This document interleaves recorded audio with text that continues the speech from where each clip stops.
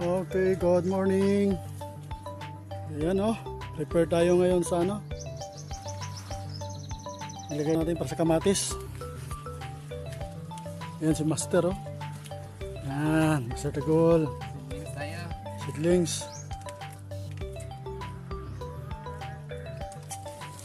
Ito yung gagamitin natin na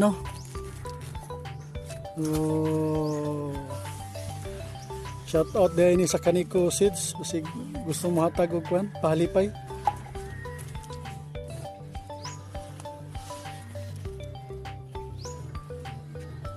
Yan.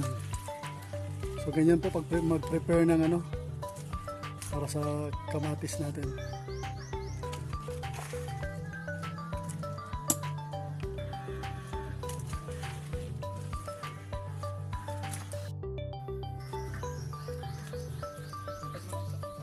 Seedlings preparation. Kamatis. So ganito ang pagtatanim ng kamatis. Yan.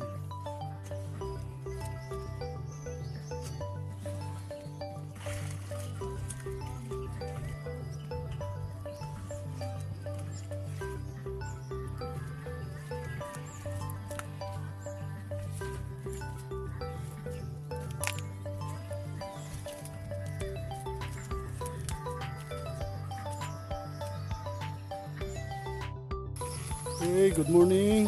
So ito na yung ilang days nga ito, Dag? Sir. 4 days na. 4 days na simula nung tinanim. Ayan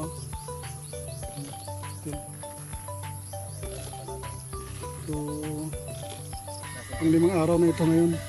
May init sa ano, no? May timato mo ba? Mo sa damo, paray no, panin mo ba? Basta siya. Didiligan ngayon,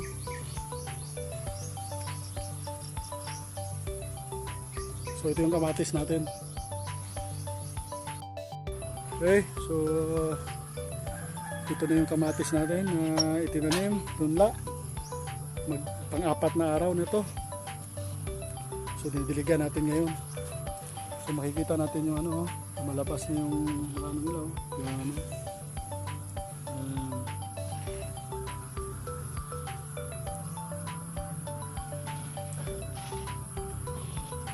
4 days simula nung nagpunla tayo.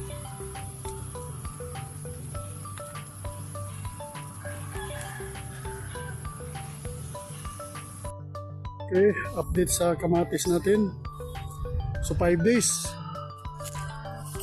Pang 5 araw. So ito na. Yan. Ito na yung kamatis natin.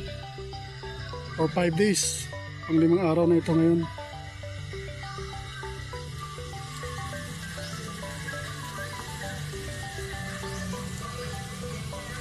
So ang ganda.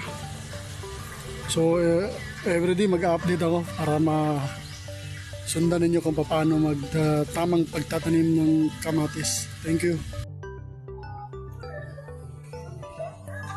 Land preparation para sa ating kamatis.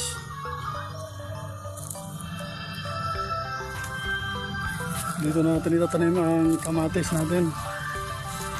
Yan. So, piniprepare na.